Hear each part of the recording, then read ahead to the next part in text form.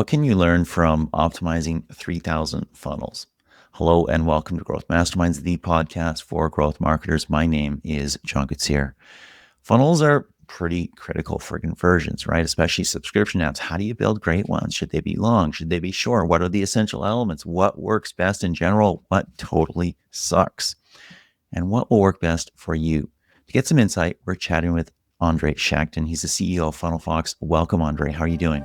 I'm doing great. Thank you. Thank you very much. Really excited to be here. Yeah. Awesome. Super pumped to have you. You've studied 3,000 funnels. That's a lot of funnels. What's common to those at work? So I used to work on funnels and scale them from absolutely zero to a million revenue. And I've been working with funnels for over 7 years already. So it's before it's become trend thing. And I've seen a lot of funnels. Are there any differences in verticals? Like, do some verticals use funnels in different ways, or are funnels pretty much similar across any verticals? Yeah, it's a good question. So web funnels used to be the most popular thing in health and fitness verticals, and horoscopes and mental health or something like that. And for the last year, we see that emerging a lot of different verticals, like AI characters and AI assistants, of course, fashion and dating, and for example, relationship area and so on. So I would say that the approach is the same. This web funnel structure pretty much the same for different verticals, especially if it's quiz-based questionnaire funnel. It shouldn't be quiz, by the way. It could be interactive funnel with some functionality, or it could be piece of content, for example.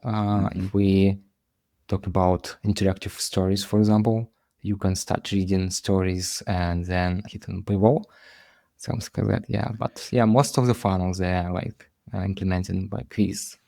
Cool. So we'll get into all the elements of a funnel. We'll talk about start landing pages. We'll talk about second screens, quizzes, creatives, email collection, interactive elements, paywall, checkout, you name it. We'll get into each of those and we'll ask you and we'll get some tips and hints on those. Before we do that, in general, what are some tips for people who are approaching a funnel? What works? It's great if you have already some creatives that are performing very well in your direct-to-app funnels, if you have direct-to-app traffic. If not, it's great approach to get inspired from competitors or any other players, just to figure out what's the narrative, what's the storytelling in web funnels, and how their creatives look like, and all this stuff. It's as we can see, when teams can get inspired from the market and build it from applied to their own product, it's the best strategy to get started. Not just digging into their own stuff and so on, just get inspired from the market and see what works for most of the players, and try to copy something or just do it in analogy to apply to your product. I guess imitation is the sincerest form of flattery. What doesn't work? What do you see that people try that is a total fail? There is the list of, by the way, last year we released web to app guide where we outline the anti-patterns, what you shouldn't do with when you launch web funnels. It's create super sophisticated interactive quizzes or onboarding with the functionality and so on, or pay a lot of attention to UI, for example, because just consider quiz and the whole funnel as a salesperson's pitch that convince users to try your product and to buy the subscription. It's mostly conversational approach. So the more attention you pay for text and for copies and conversational part of the quiz, the more chances you will succeed with that. And another thing that once teams launch the web funnels, they start optimizing the quizzes, like questions and so on and so on. The first thing they should optimize is the creatives, because the creatives is the upper funnel, and creative is the king. Because it's targeting. Depending on creatives, you get right audience or bad audience that the high willingness to pay or low willingness to pay. And once you get and you find top performing creatives, the second thing what you should do is optimize payment flow. Because this is another thing, another like mistake of the like new teams, that they start performing and start optimizing the quizzes, the UI, and animations and so on, and they just forget about payment flow. And payment flow is like the second important thing in the web funnels. How checkout implemented and what it looks like, and what monetization strategy, and what payment methods you offer and checkout flow. Gotcha. Talk about AI generation. Are you seeing much more of that right now in funnels? I wouldn't say that there is a lot of AI generated funnels or something like that. It's still like getting popular and still emerging thing. Yeah, but of course there are a lot of content in creatives generated by AI. Based on our research, almost 70-80% of the creatives already created by AI. Wow. Yeah. And content for web onboarding, for quizzes is also partially generated by AI, especially images and text and so on. Yeah, and honestly, ChatGPT is a like super powerful tool for generating like different versions of like questions and storytelling versions for your audience. Gotcha. Yeah, because the most important thing in optimizing web funnels is to find match between your audience and storytelling and monetization. So the more variants you can test, the high probability, so the high chance that you get your So audience. that's interesting what you just said there, having a match between your audience and your storytelling type. Now, there's different people out there that like different types of ways of assimilating information, that have different personalities, that react to different stories.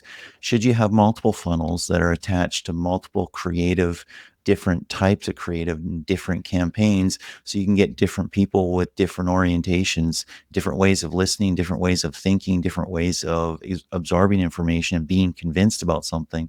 Should you have different funnels aligned to different creative campaigns for that? Yeah, absolutely. I think that this is like the main insights that we got from our research, these funnels, that, for example, compared to last year, 2023 and 2024, we noticed that more and more funnels were generated by the same company. So they just created different funnels for different segments of users, just to target the exact needs and exact the jobs. Yeah. Interesting. How many funnels would a particular company create? So, for example, the main leader probably in health and fitness is Better Me. They have more than 15 funnels. More than 15 funnels. Yeah, Interesting. Yeah, That's really interesting, actually, because you consider that they have 15 different funnels. That's 15 funnels to optimize. Yeah, it's like, So to optimize that, you need tools like, for example, like FunnelFox or something like that. Yeah, to have this like updated and maintained, and you need to run A/B tests for different funnels. Yeah, and it's huge hassle and without proper tools. And yeah, the logic is behind that is simple. That, for example, if we consider a fitness app, the fitness is like complex thing. There is like different goals that user need to achieve. For example, someone want to lose weight, someone wants to just build muscle, and you can build different funnels for different segments of users and tap this needs as a different funnel, different creatives, different web funnels, and hopefully, if you're just starting out, you know that you want to build different funnels. You don't necessarily have $5,000, $10,000 to just run UA for each one of 10 different funnels and A/B test and optimize each and every one. Can you learn things from a certain funnel that you can apply to different funnels? Yeah, sure. Yeah, absolutely. There is a like the common practice that could be applied like into like even different verticals. For example, you can apply something from fitness to astrology, for example, or AI character and something like that. There are like universal mechanics, universal techniques. And your checkout process, of course, is probably going to be the same pretty much. You might have a few different creatives here or there on different funnels, but it's going to be pretty much the same process. Okay, cool. So that's an interesting insight right there. You're going to have multiple funnels. They're going to appeal to multiple different audiences that are going to be interested in your app or your service, and you're probably going to optimize all those. Let's jump into the different elements and ingredients of a funnel. And then just as I mentioned one, give me some hints, tips, ideas, tricks that the most successful people are using. So let's start at the beginning. It's kind of your start landing page.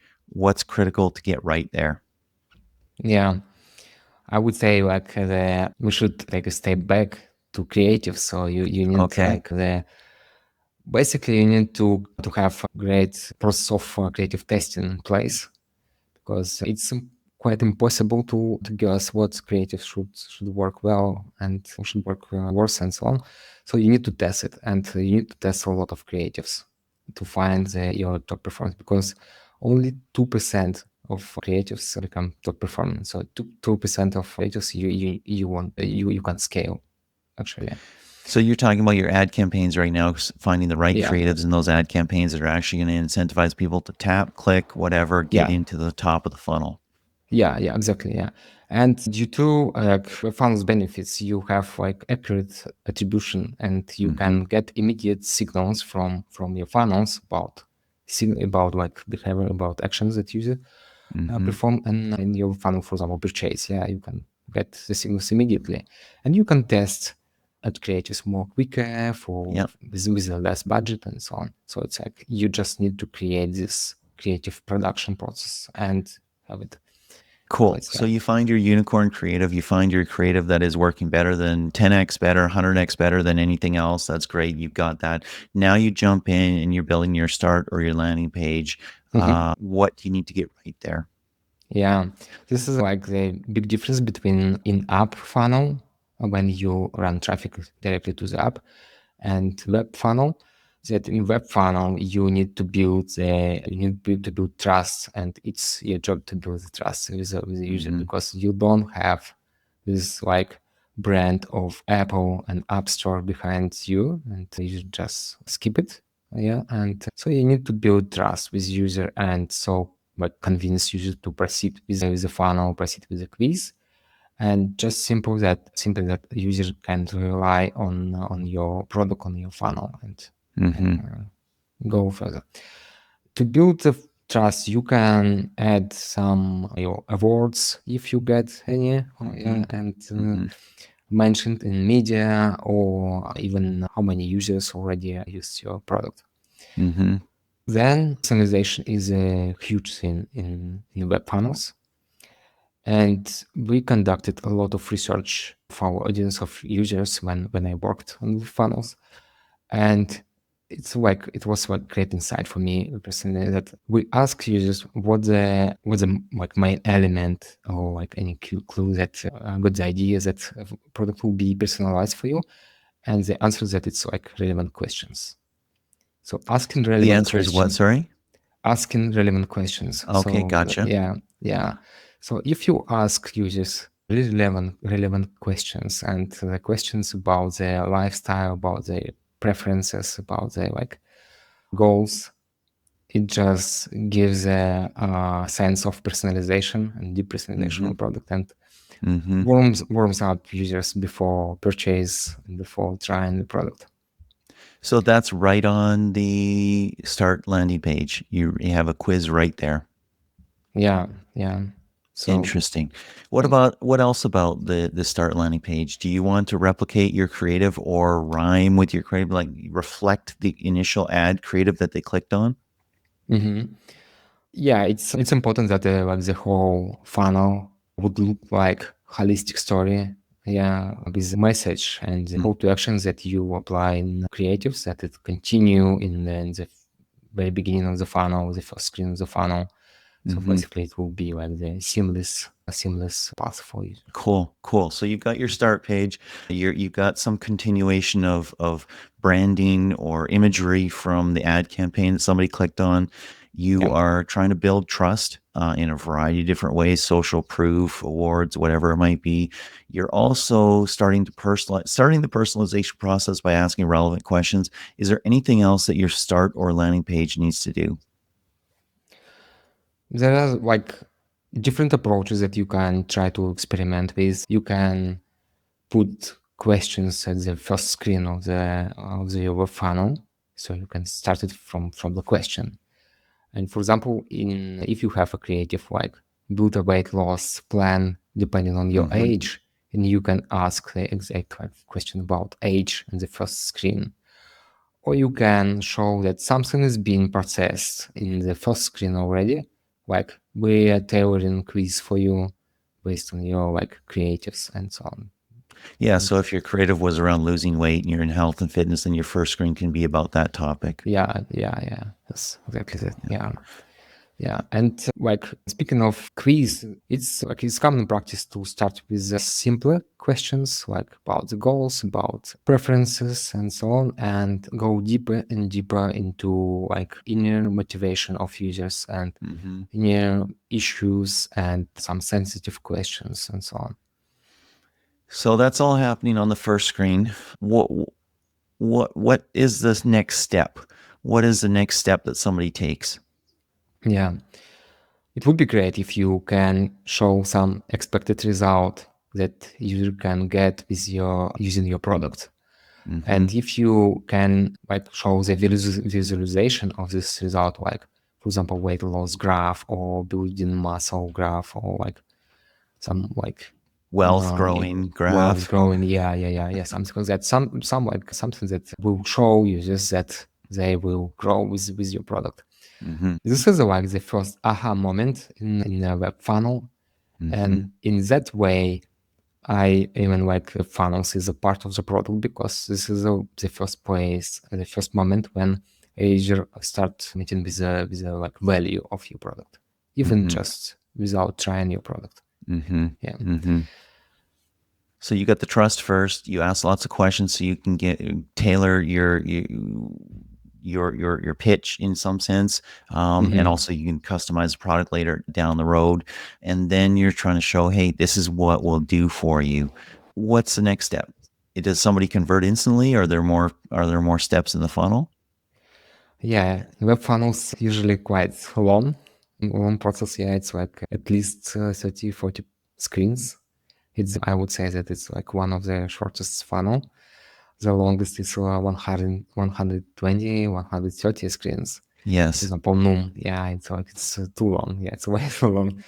Yeah, and another thing in the web funnel that you show the expected result users that they can get from your product, and you can show also a sneak peek of the solution, how exactly the product is gonna help you to achieve this goal, achieve this result. It's not necessarily to review the whole product and use the whole logic and complex thing that lies behind your product, but just a sneak peek of like method or system that your product is based on. It also like help to convince users to proceed with your product to buy the subscription. Okay, cool. So we've talked a lot about a bunch of different elements there, including the start page, second screens, quiz, that sort of thing, creatives, email collection. A lot of funnels do prioritize getting an email.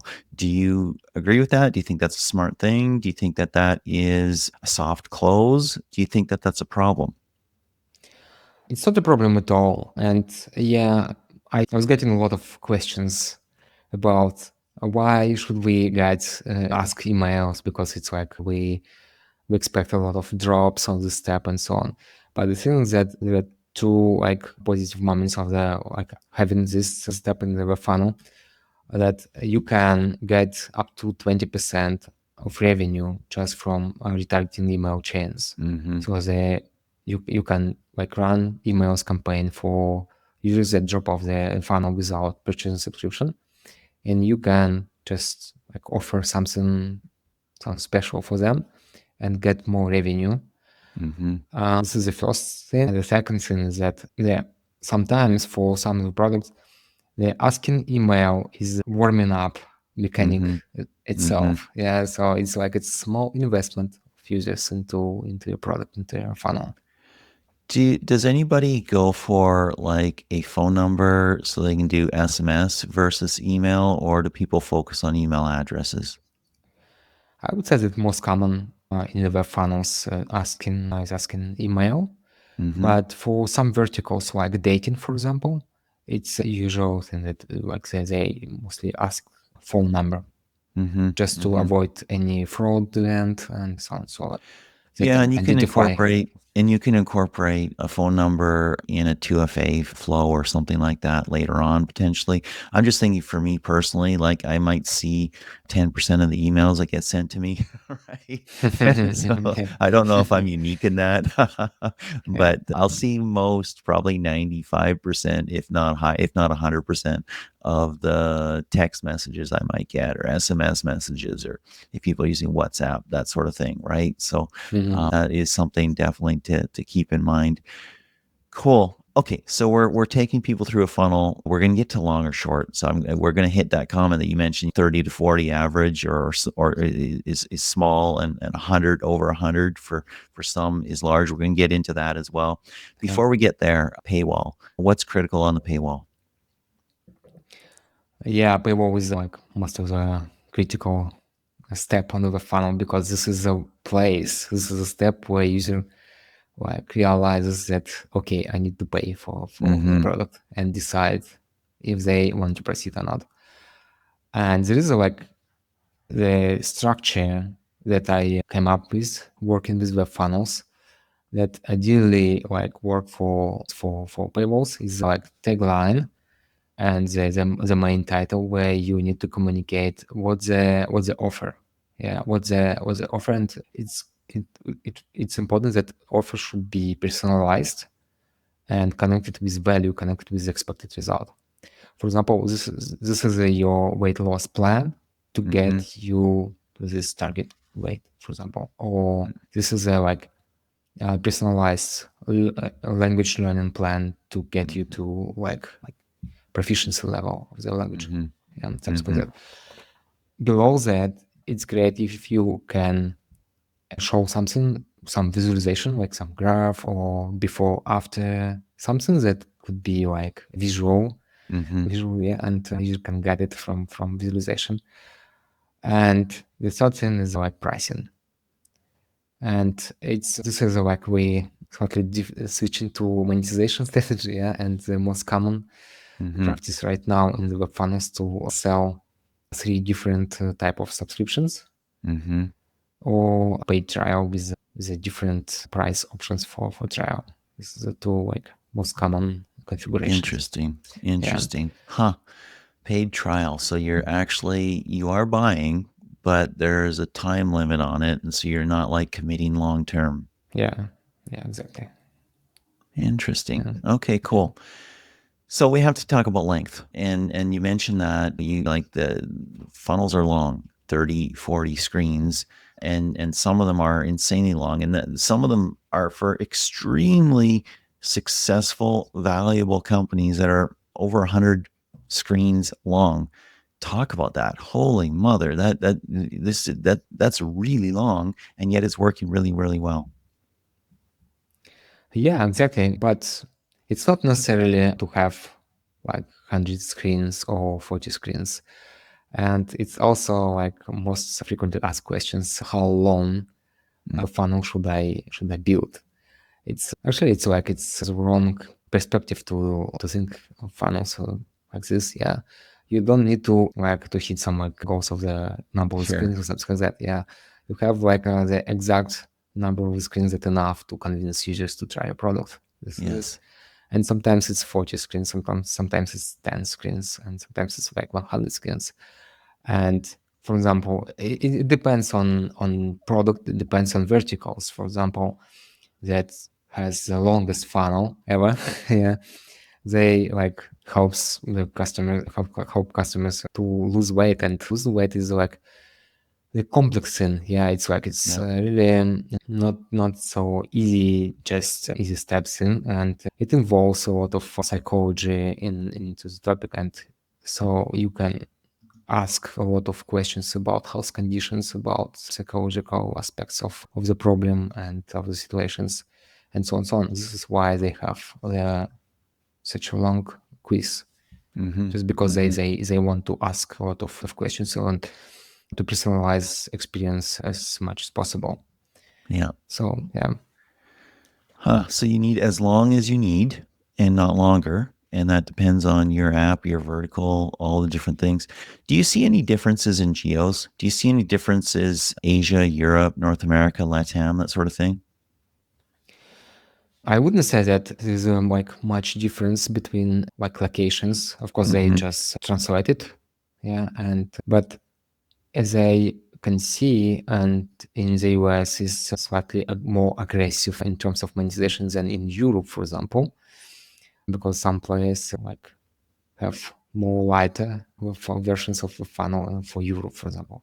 I think it's because of regulations, because in Europe, regulations are just stronger than the US in terms of like online payments and, for example, refund policy.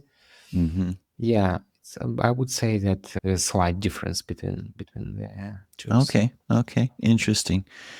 And let's hit UA just briefly. We've already talked about creative. We've talked about having different campaigns with different creative.